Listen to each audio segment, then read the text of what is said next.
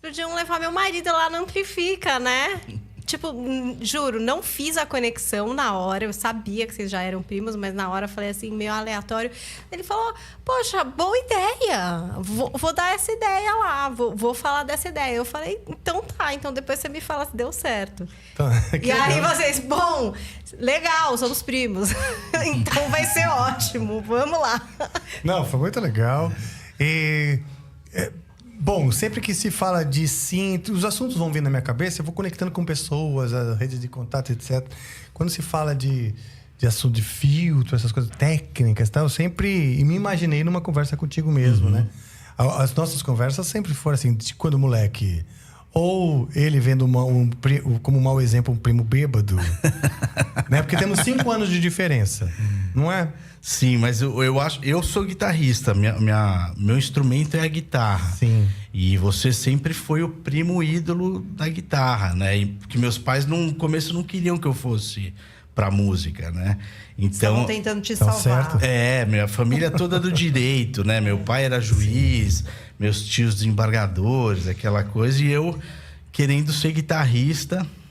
E meu pai e minha mãe não gostavam muito dessa ideia. Mas eu sempre meio que mãe, mas pode dar certo, você vê, tem o nosso primo, né, o Rafael. Então eu sempre usava ele como uma esperança de que a música poderia ser minha profissão. Que eles falavam? Deus me livre, o Rafael, agora que eu não quero mesmo, né? Não, minha mãe, ela fala de você, o olhinho brilha. Não, você viu, o Angra no Japão é famoso. Eu falei, eu sei, mãe. Posso seguir tocando, então, né? Tá autorizado por Dona Maria Ofélia. E aí o que acontece é que eu estudei para fazer o cursinho, eu ia fazer direito meio que por obrigação, apesar de já ter banda e tudo mais. E aí na fila da faculdade, quando eu entrei no Mackenzie, na fila, os papos, eu falei, minha vida vai acabar se eu virar advogado. Sério, cara? Aí eu saí da fila, voltei pro carro e falei, pai, você me desculpa, mas eu não vou. Aí ele, como assim? E aí eu fiz o contrário dele, né? Porque meu pai, ele tinha uma banda, tanto que a primeira guitarra que eu vi na minha vida era uma guitarra dele. Ai, que legal. Que era uma Janine, que tá até hoje lá em casa, uma Janine de 64. Meu pai tinha uma bandinha que chamava Amenófis III, que tocava cover de Stones e Beatles. Nome de faraó? Nome de faraó, era a banda dele. E tinha uma outra que chamava The Bulldogs também. E aí minha avó proibiu ele ia tocar guitarra, queria que ele fosse trabalhar. E ele foi trabalhar numa agência de propaganda fazendo arte final arte de revista, sabe? Sim. Numa época que não tinha computador. Tinha Photoshop. Era né, letra disso, 7, né? Então ele era letras de decalque, assim. Então ele decalcava, ele desenhava bem.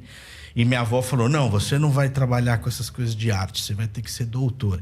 E aí ele acabou estudando direito e foi para... E eu fiz o contrário, eu fui para publicidade para disfarçar que eu queria ser músico e daí no fim virei músico. E aí ele foi aceitando.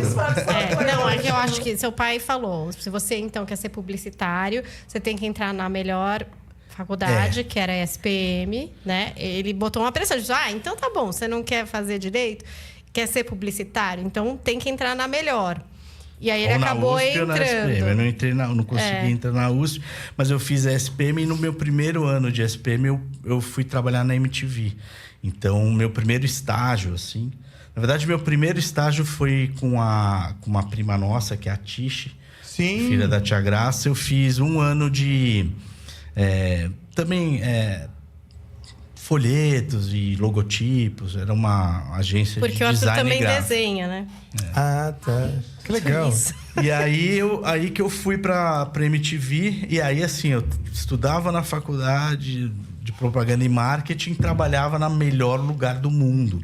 E queria desistir também da faculdade. Toda hora seu pai falava, não, você vai ter que fazer até o final. Uma época eu queria desistir. Porque eu comecei a produzir... Não, é que o pai ficava... Não, você vai fazer até o final. Que eu tive uma banda, olha essas histórias. Eu tinha as bandas de brincadeira, tal. E aí, na época da MTV e da faculdade, eu conheci o baterista do RPM, o PA. Não sei se você conheceu o E PA. ele tinha um estúdio, não tinha? Tinha um estúdio lá do lado da casa dos meus pais. E eu comecei a frequentar o estúdio do PA com minhas bandas e tal. E passou um tempo, eu tive uma banda com o PA. Então, Legal.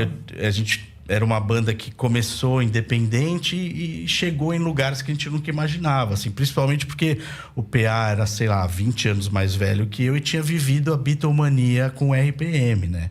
Sim. Então ele me ensinou, na verdade, o PA me ensinou tudo o que não fazer na música, assim, porque quando eu conheci ele tava assim na maior draga da história, assim, tava. Como assim, Draga? Ele perdeu tudo. Então assim, ele Não, os foi... caras... Foi muito meteórico, Explodiram, né? foi. Foi muito meteórico, rapaz. Então, assim, era um cara que, pô, ele foi o Ringo Starr brasileiro. Sim. E tava tocando numa banda com um moleque de 20 anos da faculdade, assim. Então, tinha alguma coisa ali que ele...